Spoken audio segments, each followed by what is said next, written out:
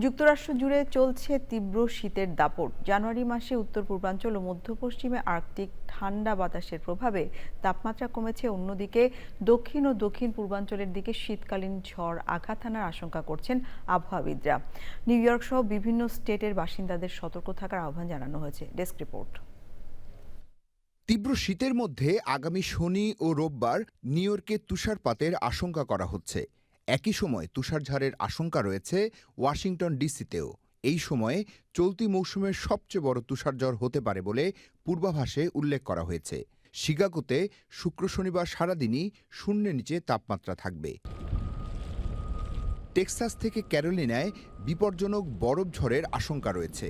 বার্তা সংস্থা এপি জানিয়েছে, টেক্সাস থেকে ক্যারোলিনায় ভয়াবহ শীতকালীন ঝড় আঘাত হানতে পারে, যেখানে ফ্রিজিং রেইন ও আইস জমে বিদ্যুৎ বিভ্রাট, গাছ ভাঙা এবং সড়কে বড় ধরনের দুর্ঘটনার ঝুঁকি বাড়তে পারে।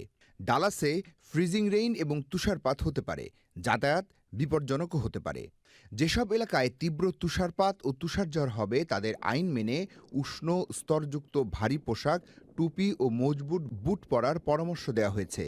এছাড়াও তুষার সরানোর সরঞ্জাম যেমন সল্ট ও শাবল প্রস্তুত রাখা, গাড়ি শীতের উপযোগী করা, কম্বল, খাবার, পানি, জাম্পার কেবল, টর্চ লাইট, রিফ্লেক্টর ও ফার্স্ট এইড কিটও প্রস্তুত রাখতে বলা হচ্ছে।